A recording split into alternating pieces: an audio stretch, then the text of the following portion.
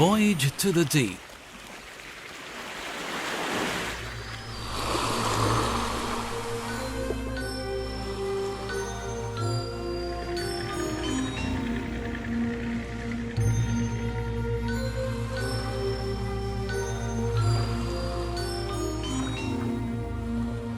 Thailand, an exotic and accessible country, more than 3,000 miles of coastline between two seas, a paradise for divers.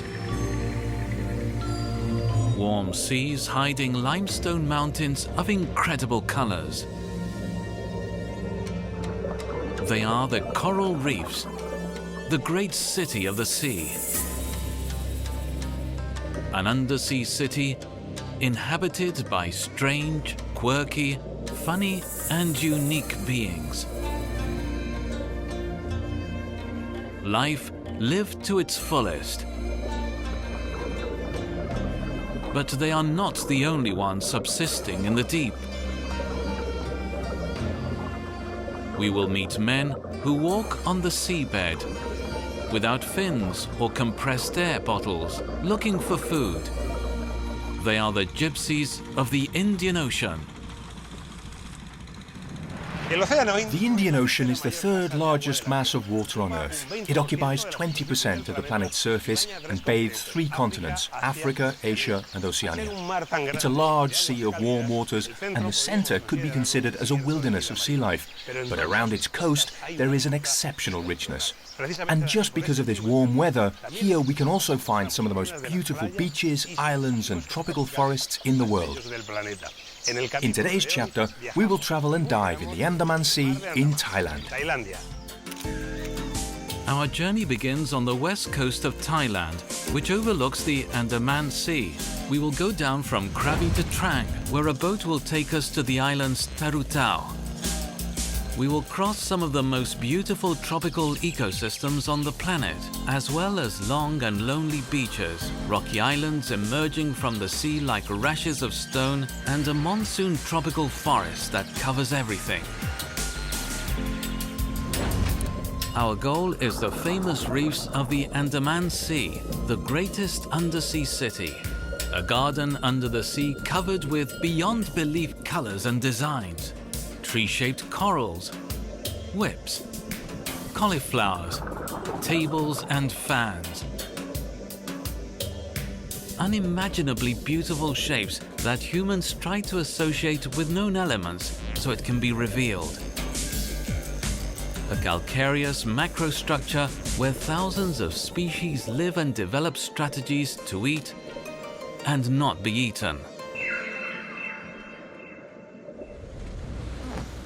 Andaman has one of the largest coral reefs in the Indian Ocean, a coral reef full of biodiversity, with such fishing abundance that makes Thailand the world's 10th global power in fish export.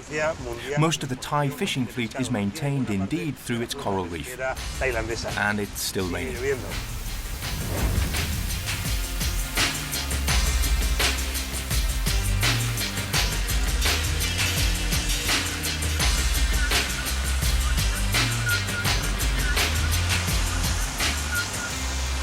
What a downpour! I asked if this was the monsoon and they laughed. They told me no, this is just bad weather. If the monsoon comes, you'll find out.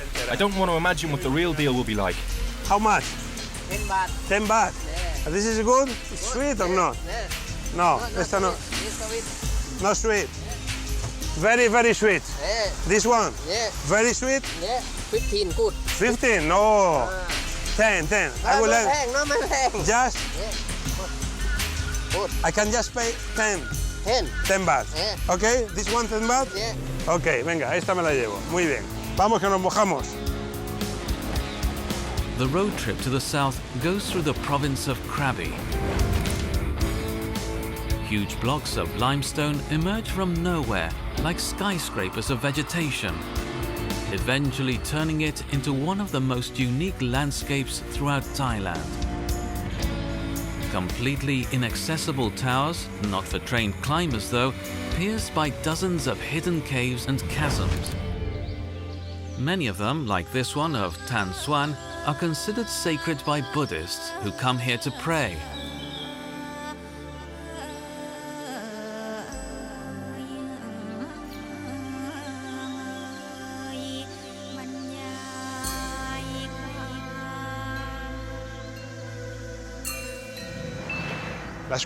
These natural caves have always been the favorite spot for Buddhists to build their temples.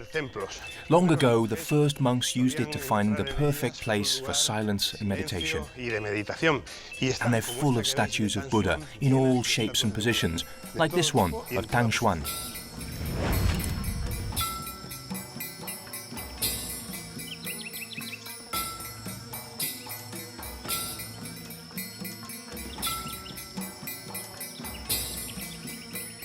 We continue down south, looking for our first dive site.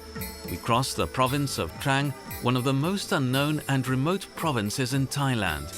We are now near the border with Malaysia. The local population live unaware of the hustle and culture shock of other adjoining areas that tourism has irreversibly altered, like Phuket.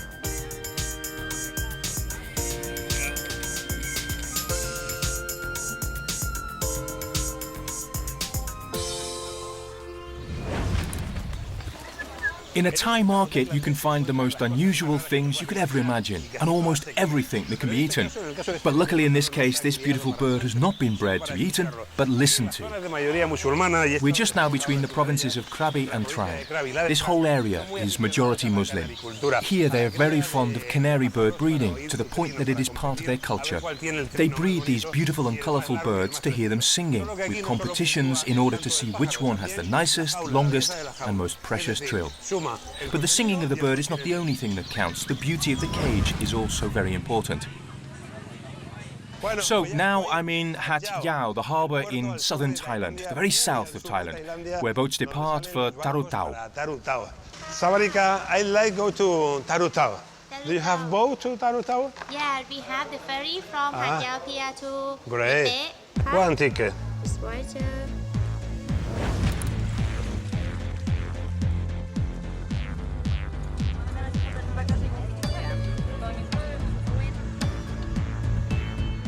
Tarutao National Park is made up of 52 islands in southern Thailand, bordering Malaysian waters. Tarutao represents all the fantasies we have about tropical beaches.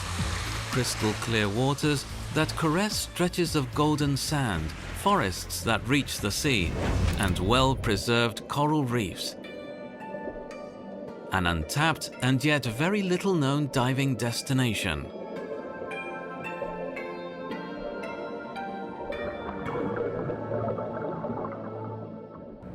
Tarutao was the first national marine park in Thailand, and to give you an idea of how pure it still remains, the American version of Survivors was filmed here. Most of these islands are uninhabited. Here you will only find mangroves, wild boars and snakes. We're now on Koh Lipe, one of the smallest islands in this area, and in spite of its size there is some tourism infrastructure. As you can see, everything is very integrated into the environment, like its Robinson Crusoe style cabins.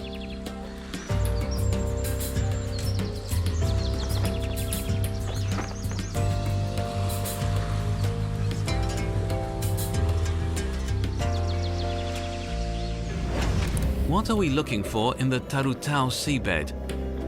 This, the best soft coral reefs in Thailand.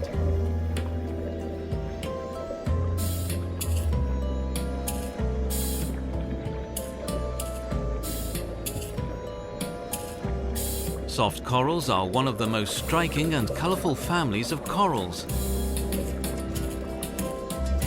Its incredible resemblance to trees could easily be mistaken with vegetables, but oddly enough, they are animals like other corals. Its trunk is fixed to the substrate with such a force that the rock would have to be broken to uproot them. The trunk has numerous arms of many different sizes, like the branches of a tree. They live in streams, and that is the reason why there are so many of them in Tarutao. There are certain areas in the national park exposed to the streams, and for example here near Lipe, 15 minutes away, we find Stonehenge, a pinnacle with a shallow zone of about 13 or 16 feet that allows you to go down to some 66 feet in some areas of fairly large soft corals, all surrounded by incredible colours and textures. In the national park's topography, there are many channels and funnels. Tide changes are quite strong here since the water has to pass through these areas. In the meantime, soft corals feed when there is a strong current. That's why they're so healthy. That's why there are such large areas covered with so much colour.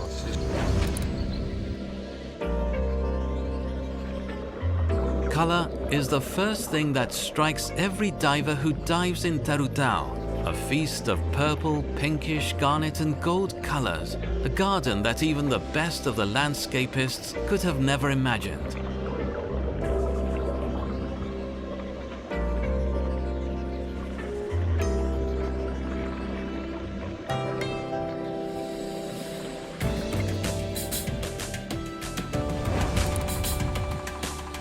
Following Aitor's recommendations, we approach Stonehenge. Everyone agrees that it is one of the best dive sites in Tarutao.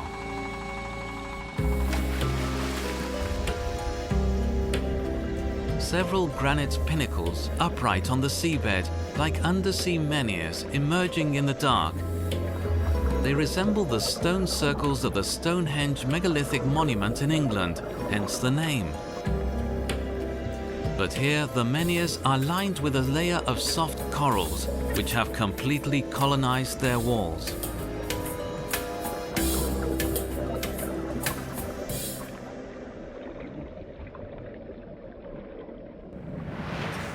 Wow, that was spectacular. One of the best coral gardens I've seen in my life. The dive begins very softly, very quiet. There's some gorgons, but very isolated. And suddenly, as you finally reach the pinnacles area, there's an explosion of colours, mainly white and purple, bathing the soft corals. There's such a concentration of colours that when you pass over it, it seems like you're flying over a colour palette. It's really amazing.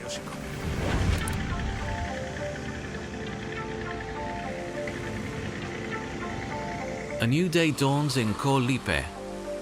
The golden light reflects the scene, staining the profiles in gold. The fishermen prepare their boats. The town slowly recovers. Outside the local bustle, the tourists repeat the same patterns they do in their hometowns.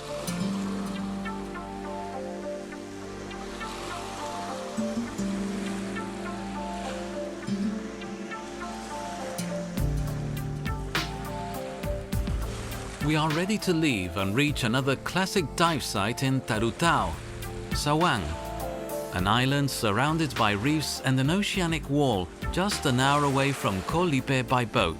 As usual, we set the equipment in our long tail. The traditional boat of the Andaman Sea, they are extremely noisy but very practical, because its mobile propeller, installed at the end of a long pole, allows for pretty easy maneuverability in shallow waters and reef areas.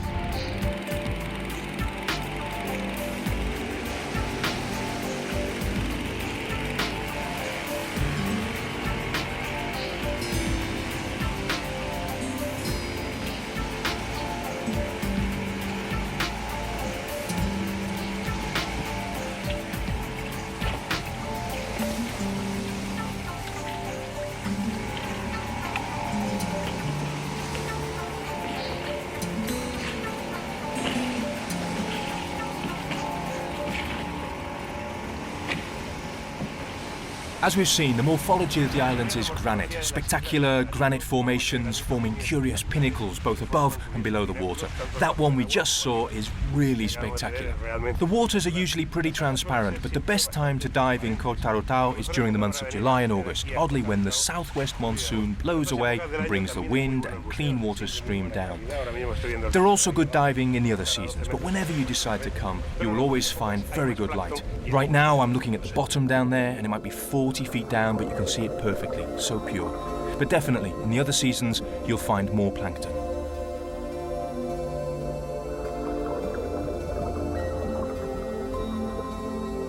Sawan Reef, also among the most popular dive sites in Tarutao, is also covered in purple and red. Between these tree-shaped corals, hard corals are also struggling to make its way along this tough competition, fighting for a niche that will mean life on the reef. The elegant red and white gorgonians organize their fan-shaped polyps. In this way, they show a greater surface always perpendicular to the current. The zooplankton carried by that stream has to pass through this giant fan-shaped filter and is caught and eaten by the gorgonian polyps. Crinoids, despite its appearance of duster, are also animals. To be precise, they are the oldest existing echinoderms, an animal from the Paleozoic that has survived to this day. They are set with their pentacles in corals and benefit from their feeding habits. The incredible explosion of life of a coral reef is what surprises a new diver most. An estimated 7,000 species of fish are linked one way or another to the coral reefs. But then in reality, it's not really so difficult to understand how the ecosystem works, because almost 70% of individuals belong only to the top 10 species, which means that after only 4 or 5 dives in a reef, one begins to know what a parrot, angel or butterfly fish is, what are the serranids and the wrasses, and mostly enjoy following their evolution and understanding how they live and survive in this great city of the sea that is the reef. The reef is also a place very rich in food. Out of here, you will only find the Big Blue, a desert made of water. But life in the reef is tough and very competitive. Everyone has to establish strategies to eat and not be eaten.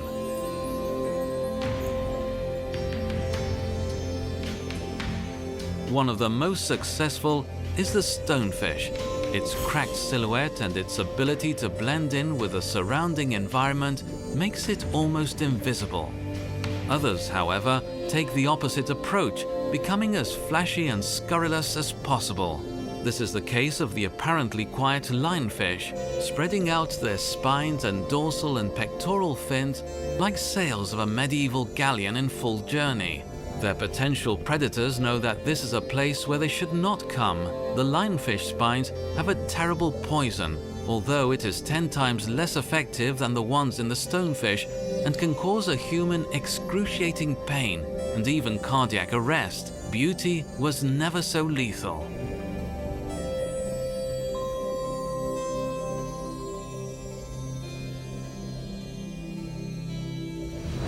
We've seen a lot of scorpionfish in these first dives, right? Many scorpionfish, many rockfish and many lionfish. Yeah, they're really we must be beautiful, careful yeah. because they are With poisonous. their fins all They are spread very out. nice, but... Exactly, very colourful, but you have to be careful with your legs and with your arms. They are not usually aggressive, but at a given moment, if you don't control buoyancy while diving, you can have problems.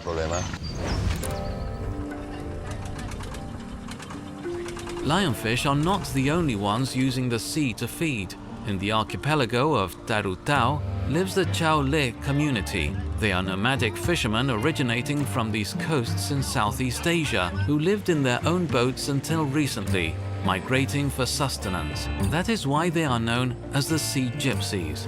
They have an ancient culture based on the sea and a curious fishing system. One morning, we prepared our undersea crew equipment to go out fishing with them. The Chaole have traditionally fished with very artisanal methods. They built pots like cages with nets and bamboo structures and placed them in the seabed, but their contact with the outside world has brought them some progress. Now they carry an old compressor on each boat and dive with a simple goggle as all the equipment they use. Also, a rubber hose connected to the compressed air. Thus, they can load larger pots into greater depths. They also stay longer underwater, working with fishing gear. They do not use fins, nor wetsuit, nor gauge. They do not know what decompression or vascular accidents by microbubbles are, or law of gas pressure.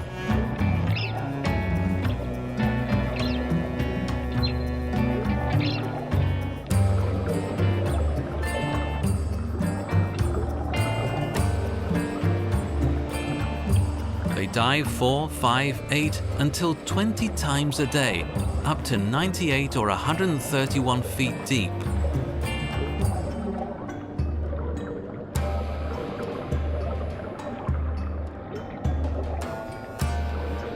So they go, placing the cages manually, ballasting them with stones and pieces of coral at hand. A few days later, they come back looking for the cages with an incredible sense of direction. If they've been lucky, several dozen specimens will be inside this bamboo prison. Snapper, mackerel, Indo-Pacific tuna fish, and colorful reef fish.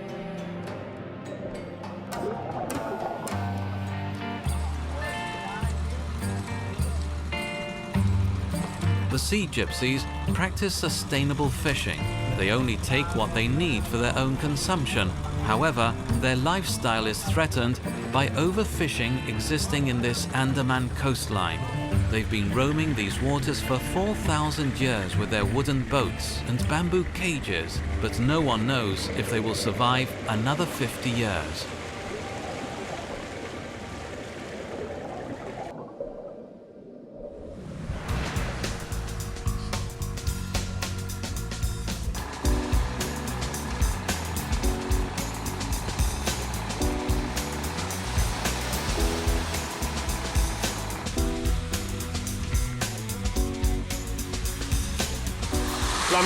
The best activity in Koh Tarotao. You rent a boat, choose your beach and come here. Only for you all day. All the sand, all the beach, all the jungle, all yours.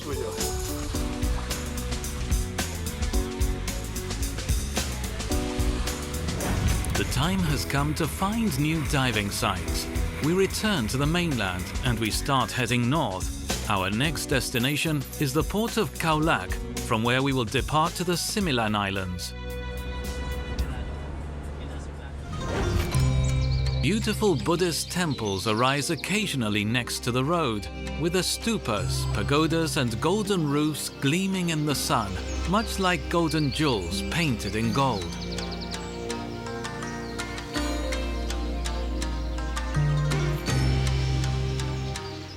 How lovely. It's marvellous decoration. This is the Temple of Vogam in the Pagam area, where we are right now. The decoration is beautiful and is also very new because the main chapel, the one we're seeing here, is not open yet. The temple is very old, several monks live here, but this chapel is so new that it still doesn't have the naga at the top of the dome that is usually placed when it's inaugurated.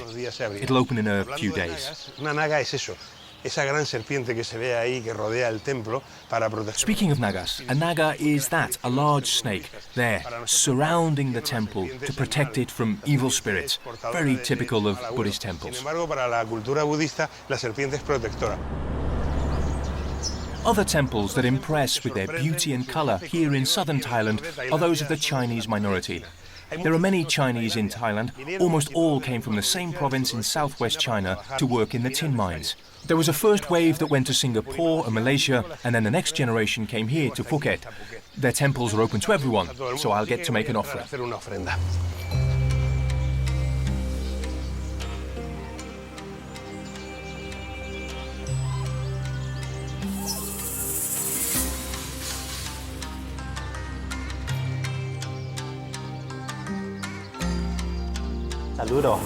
First, we honor the angels that are in heaven. 3 offerings in each space, in each number, each point.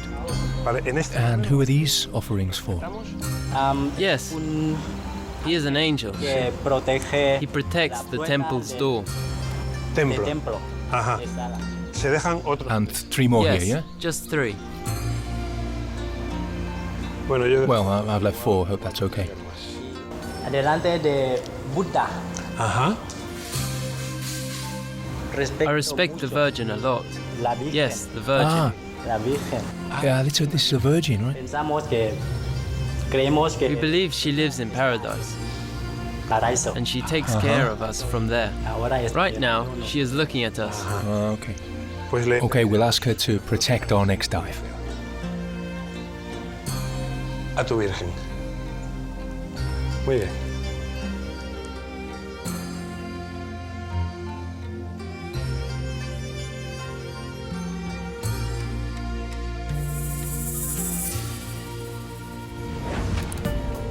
Thailand is also famous for its incredible hotels, small luxury and comfort pieces of heaven to rest after diving, where everybody's dreams are about to come true. For example, this one, the Anantara Hotel, where we stop on our way to our next destination. Asian luxury is not a cliche, it exists, for example in the hotels in Thailand, like this one, the Anantara in Trang in the south of the country.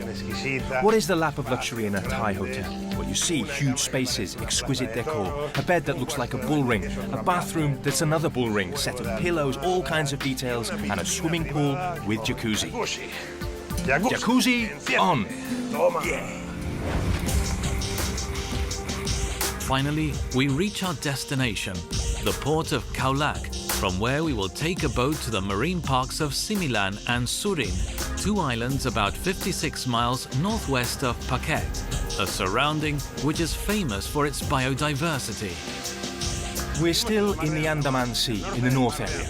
Although it's 746 miles long, 373 miles wide, and with an average depth of 2,953 feet, it's considered a small sea. So it's likely that we'll find the same undersea topography and the same plant and animal species. But you never know, in the ocean everything can change.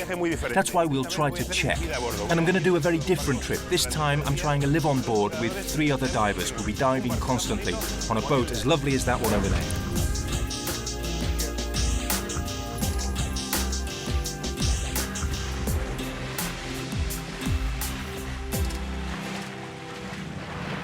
Well, I'm on board and it looks great. This boat is very wide and roomy. This will be a great trip. Please, when you go down, always go slowly because it's a big slope. You can fall very easy. It is a little bit more high than normally, but it's not a big deal. It's like just, for the man, it's really important when you jump in, just look how I'm doing it. And please, when you enter the water, legs together. If you do like the normal step forward, you will hurt something maybe, okay? The Similan archipelago consists of 9 islands. They are, along with the neighbouring Surin Islands further north, one of the most famous diving sites in Thailand. Boats like this to live on are usually hired. In fact, there are many companies which organise 3- and 5-day trips from Khao Lak. But there is also the possibility to organise a 1-day diving trip from the mainland. Divers arrive at this remote part of Thailand, attracted by the transparency of its waters, with visibility between 66 and 98 feet, and by its rich fauna and ocean average temperature ranging between 26 and 28 degrees Celsius. This yellow margin triggerfish just built a nest in the sand where the female has laid her eggs. Although we associate the concept nest with land animals, there are fish that also use this system to increase the chances of survival of their offspring. In the case of the triggerfish, the male is responsible for opening a small crater in the sand or in the rubble at the bottom. The female lays her eggs there, and the male fertilizes and protects them until they hatch. During this time, the male fish can become pretty aggressive. This specimen does not hesitate to attack the camera if we come too close to its future family, as any father would do to protect his children.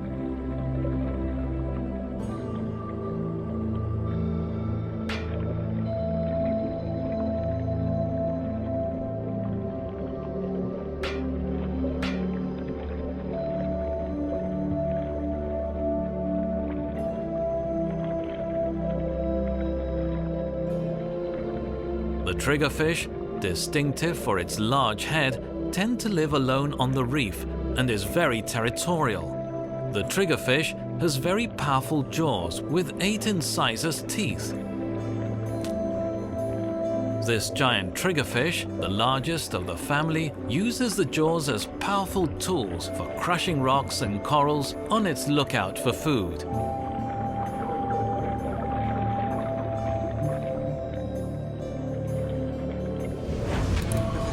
Each diving session is followed by a rather laborious but also important work when filming a documentary, a complete identification of the species that we have filmed, along with marine biologist Juan Carlos Calvin, who accompanies and advises us on this trip.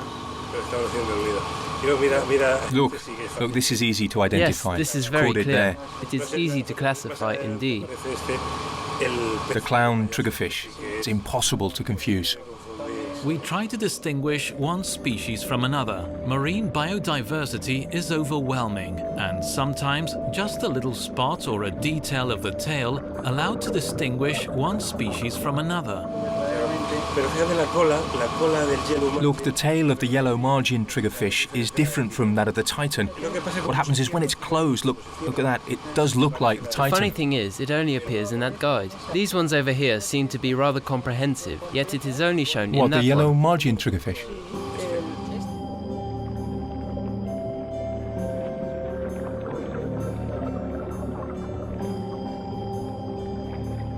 Here in Surini, in Similan, the waters are much clearer, more transparent.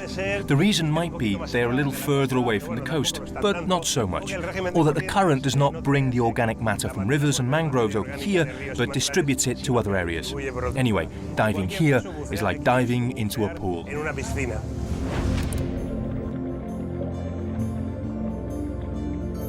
Close by, a small leopard shark with its distinctive spotted skin is posing on the sand.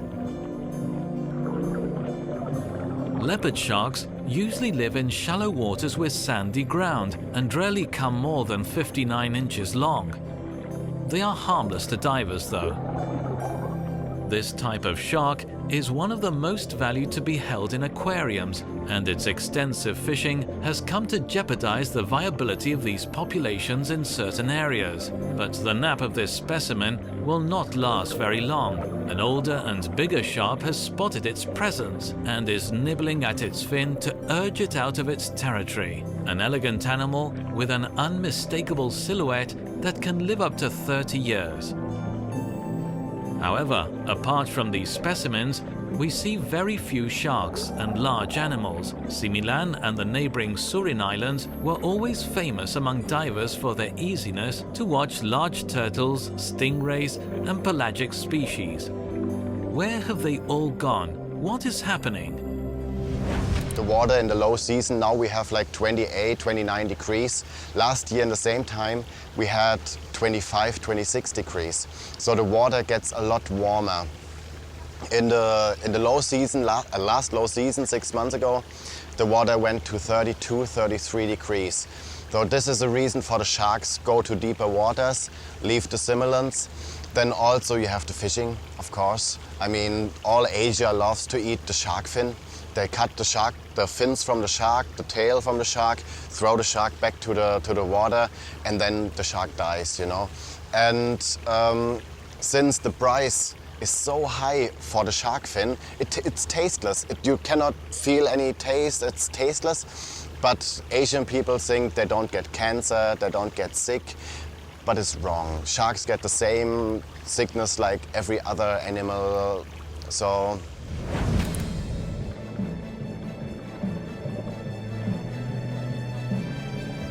The warming up of the oceans due to climate change not only affects fish habits. The corals are suffering from this effect too.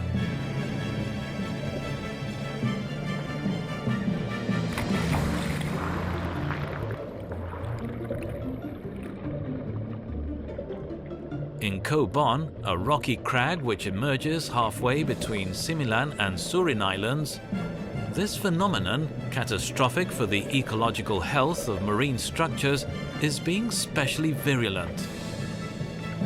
The phenomenon is known as bleaching.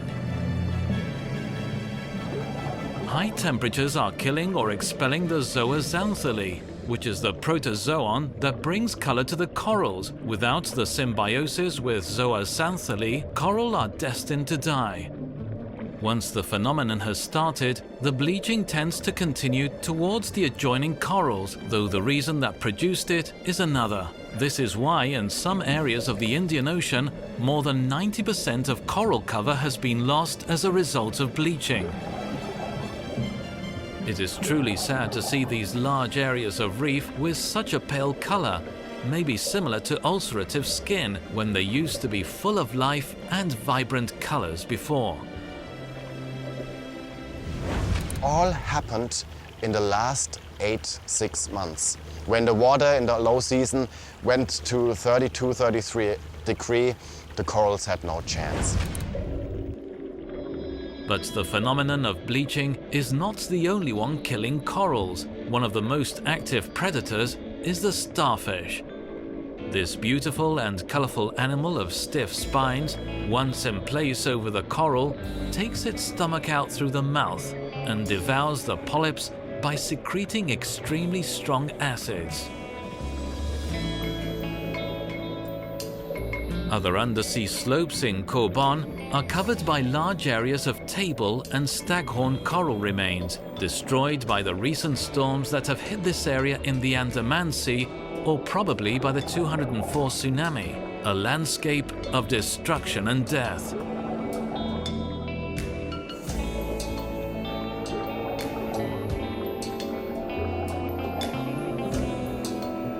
But even in this environment of devastated reefs, life finds a way to reappear. The minnows search for shelter among the remains of dead coral. This tiny life will soon attract a larger one, and this one in turn attracts a larger form of life still. And in a little time, the biological cycle will start to put everything back in its place, provided, of course, the big determining factor will permit it, the human being.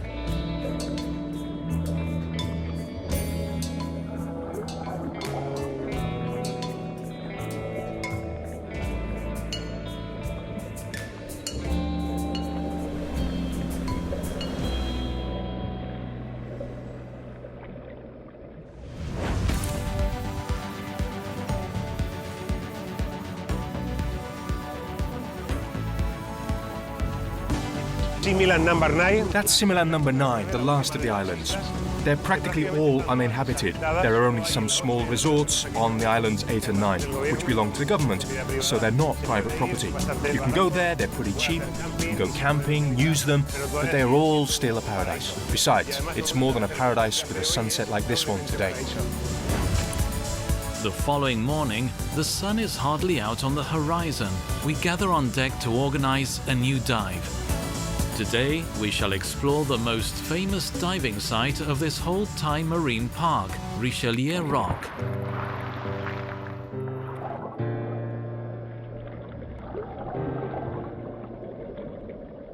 Richelieu Rock is a submerged mountain whose tip barely scratches the surface of the water. It rises solitary in the middle of the Big Blue between Surin and Similan Islands. It is the only place where food can be found for miles around, so it is a perfect place to find large pelagic, such as barracudas, tuna, shoals of jacks, or grey and white-tipped sharks. Larger stingrays can be seen here also, as well as the odd elusive manta ray, which with hardly as much as a few moves of its powerful wings, disappears in the Big Blue the very moment it spots a diver. However, what has made Richelieu Rock into a worldwide famous diving site are its superb soft corals. The slopes of the rock are covered by large purple stretches of trees like a robe of a cardinal, hence the name Cardinal Richelieu Rock. A lot of reef fish find food and shelter from predators in this forest of soft corals and gorgonians.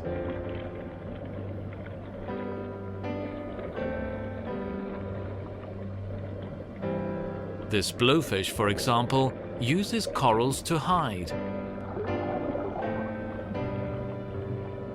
Easier for that matter is the hiding effort for the red scorpionfish. Its ability to camouflage makes it blend in with the colors and textures that surround it. The holothurians, also known as sea cucumbers, are echinoderms, close relative of sea urchins. Unlike these, the tube feet around their mouth have evolved into true tentacles with motor and feed functions. The sea cucumbers are very ancient animals. They were already here 400 million years ago. Their defense system is particularly curious. When a predator appears, they expel their guts so that the predator is entertained eating them. The holothurians regenerate the lost organs later on.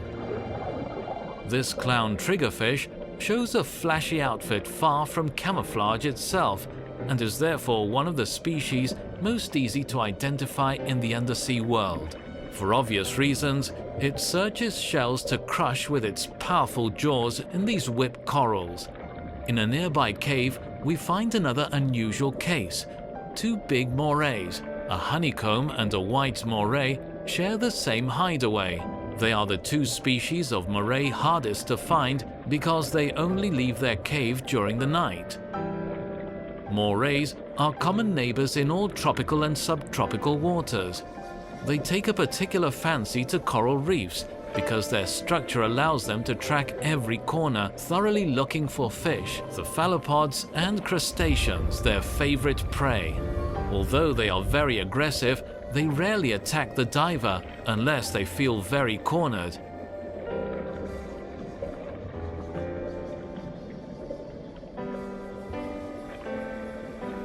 However, you must be very careful with this harlequin snake eel, as it is one of the animals whose bite is the deadliest in the world. A bite contains enough venom to kill several people.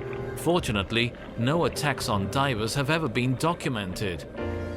It spends time vagabonding through the seabed, but like all snakes, it is amphibious and needs to come to the surface every now and again to breathe and lay its eggs.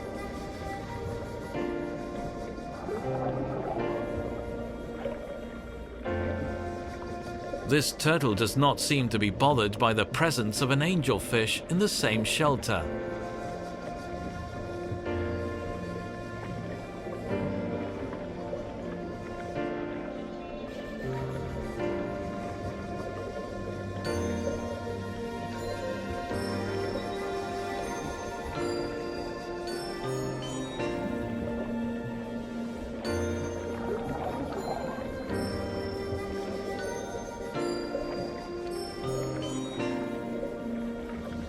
A passageway between the granite blocks allows us to find this giant blowfish. In any case, this specimen is hardly a joy in case it was ingested. It contains a toxin lethal to other fish and also for humans, which is 1,200 times more powerful than cyanide. Nonetheless, in Japan, the blowfish is quite a popular dish, even though it is only permitted to be prepared by a specialized cook.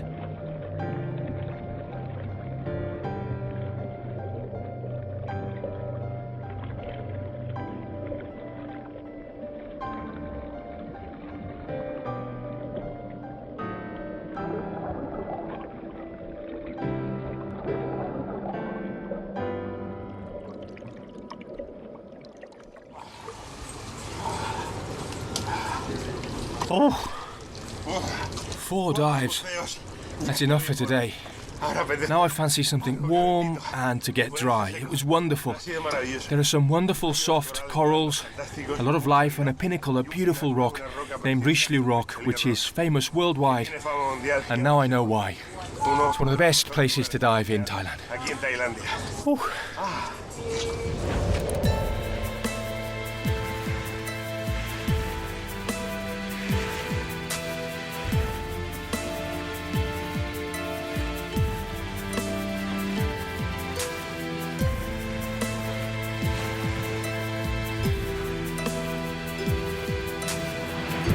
The amazing thing is that all this area was hit by the tsunami which devastated the coasts of Southeast Asia on the 26th of December 2004. More than 200,000 people died in the tragedy. The Phuket Marine Biological Center, a Thai marine research group, has studied the effects of the huge wave in the seabeds of the Andaman Sea. The results indicate that the effects were less destructive than one might imagine.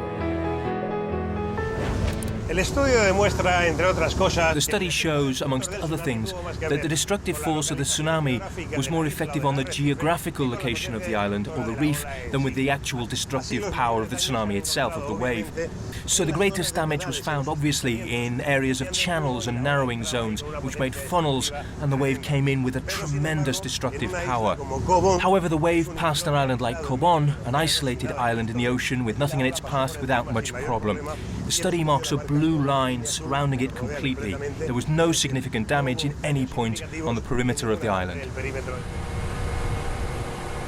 On the tsunami come, then okay, I living on the boat, yeah. And what happened?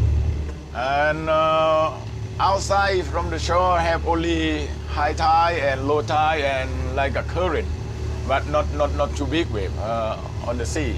But when they go up to the shore, to the shallow, this big wave, yeah. We are diving now in Kota Chai, another of the most well-known diving sites of the Andaman Sea. Kota Chai is situated 25 miles south of the Surin Islands, just halfway between Richelieu Rock and Kobon. This shoal of crystal fish swims smoothly between a grouper and a moray. Contrary to what it may seem, the biggest fish is not always eating the smallest. The moray is being cleaned by a cleaner fish. These sweet lips swim against the current to harness the abundant plankton coming from the moving water jet. The microscopic plankton is the basis of the marine life, and despite its small size, it is vital for the functioning of the whole evolutionary chain of the reef.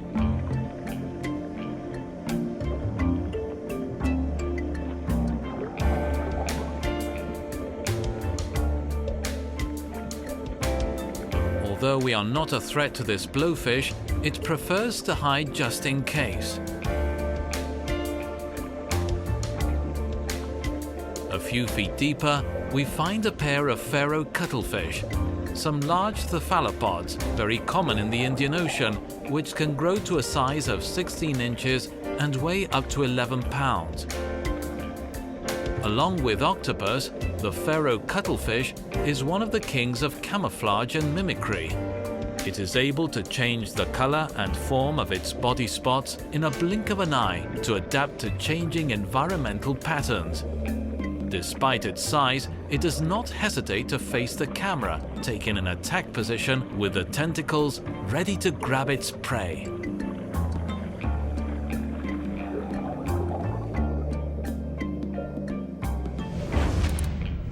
Well, if there's a strange animal on the seabed, and there are many, then it's the seahorse. It's different from any other animal, and it's more abundant than people, ordinary mortals, tend to believe, because there are 50 genera and 200 different species. They're always found in warm seas, but both in shallow waters and to a depth of 1,312 feet. We find this specimen at a depth of merely 130 feet. It is so small and fragile that it seems impossible for him to survive in a jungle such as this reef, yet it does survive and manages to go ahead. Seahorses are fish covered with bony plates, but two things set them apart from the rest of their peers. They are the only fish with a head at a right angle to the body, and they have an amazing reproduction method which is unique in the animal world. It is the male who incubates the eggs tucked into a brood pouch.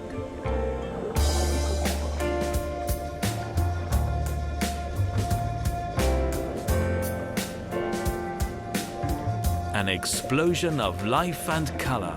The reefs are the rainforests of the sea, limestone mountains inhabited by strange beings, unique, rare, home to an incredible variety of species that we are only now beginning to know.